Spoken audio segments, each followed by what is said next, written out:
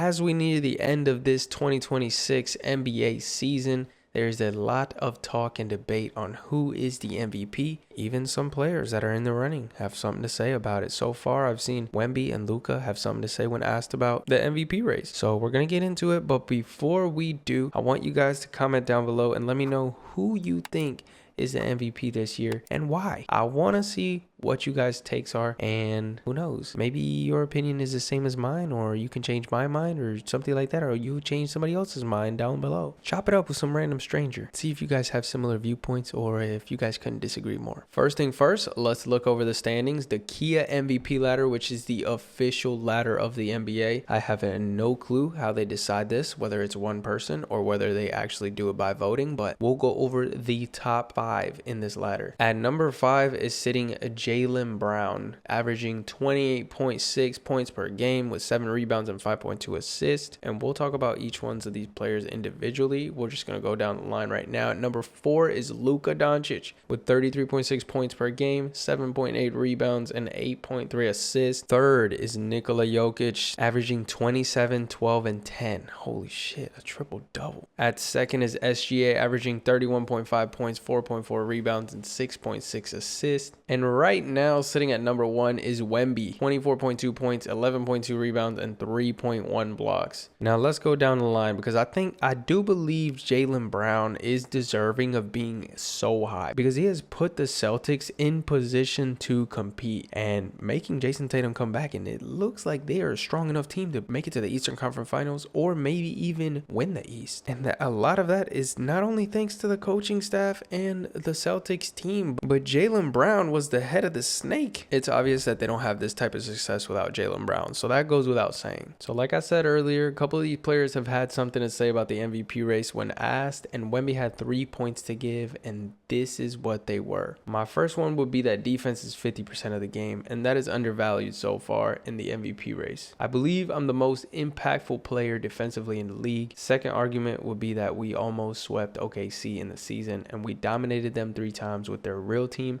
and 4 times with the more rotational players. My third argument would be that offense impact is not just points.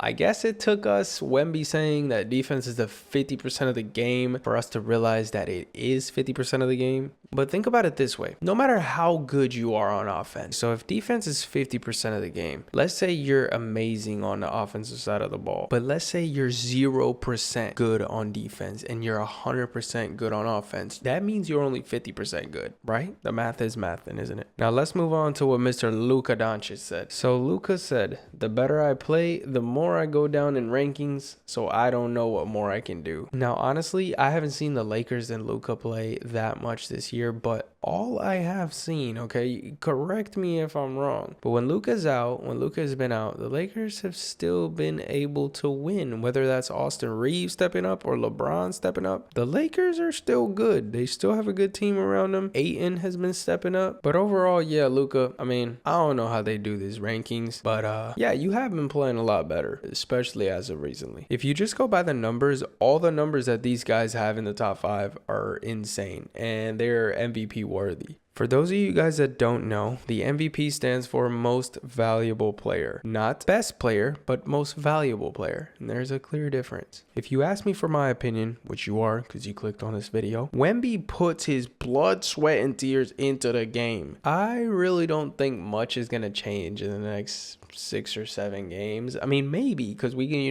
got play-ins. People could play out of their minds and standings could go crazy. But one thing I want to know, that if you're basing the MVP off of numbers, then that goes to Nikola. If you're basing it off of team success, that obviously goes to SGA. And if you're basing it off of offensive masterpiece, then the MVP goes to Luka. But in my opinion, for best all around most valuable player, makes his team insanely better when he's on the floor, and when he's off the floor his team is completely different. That goes to Wemby. Not only do I love how Wemby plays, I love the passion that he plays with. Wemby gives it his all, and you can tell every single play he's a part of it. This man is so gifted defensively. I know these guys are looking at Wemby from like 2-3 passes away being like, shit, should I take the ball up? Should I drop it off? Like, Wemby's everywhere.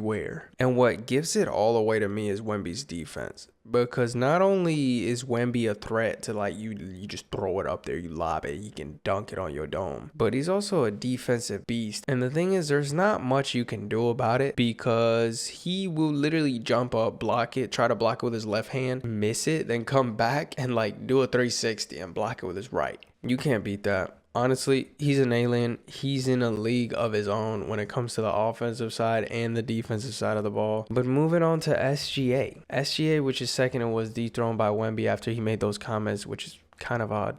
Did you guys dethrone him because he said something, or what was that all about? SGA is just Mr. Consistent. He will drop 30 a game. Like, seriously, like you could literally bet money on SGA to drop 30. And his team is consistently good. Now, I don't think we've seen a lot of OKC without SGA, so it's hard for me to actually say if he's like super valuable to them because I know they're a stacked team. That they just won. They're first in the West, in the stacked West. We know that even with absences, like they haven't had J-Dub for like so much of the year, yet they still been going crazy. But moving on down to Mr. Nikola Jokic. The way they use Jokic, he should be touching the ball every time down the floor, and he actually does. Even when he's, let's say in quotations, he's not a part of the offense. Even when Jamal Murray is cooking, he's still part of the pick and roll, and they're both cooking at the same time. And when you take Nikola off the floor, you can really notice a difference in these Denver games, like where they go for the offense. They run everything through Jokic. They hit him in the middle of the floor, they hit him in the post, and he just does everything because he can pass, he can score like at will, like it doesn't matter. But one guy who wasn't on this top 5 and was actually dethroned by Jaylen Brown and is now number 6 is Cade Cunningham. What a sad case, bro, because I really have wanted to see him win, and I really thought he was up there, maybe like top 2 as far as the MVP standings. I don't know why he wasn't higher. I feel like because he's more quiet and not as televised, but dude, he has brought Detroit out of the mud. The last time the Detroit Pistons were relevant was back when Rip Hamilton and Chauncey Billups were on the team. And he has put that team first in the East. Now, I'm not saying he did it all by himself because Detroit is still a very solid team. But you don't just get to that point with a dude playing that consistently that good without having a core leader like Cade Cunningham. And he has consistently gotten better as the years have gone by. I really do think this year, the way that Detroit is playing, that he really did deserve the MVP. Overall though, in my very respectful opinion, I think it is Wemby. I think Cade would have been second before he got that collapsed lung, which is just tragic. SGA third, and then Nikola, and then on down. I don't think Luka should be considered as much since Luka is more of an offensive magician, not so much of a defensive guy, but neither is Jokic. And I wonder why Jokic doesn't get shit for that. Anyways, this is just about my favorite time of the year as it pertains to NBA basketball as the playoffs are coming around. And if you guys want more playoff content, make sure to let me know in the comments below, and I'll keep making some videos, keep popping out these videos. And although I am a Golden State fan, since the closest team to me is the Charlotte Hornets, I am so hyped that they are in the playoff picture right now. I think where they stand right now is they qualified for at least the play-in, so at least they're gonna get a chance to sneak into the playoffs, and they're low-key a team to watch out for. I don't know if they have a 7-game series in them, but definitely you don't want to see the Charlotte Hornets because they might take your ass to 7 games. Thank you guys for joining me in another video, and before you leave, if you do like the video, please like the video and hit that subscribe button while you're down there. But I'll catch you guys on the next one, so no bamo.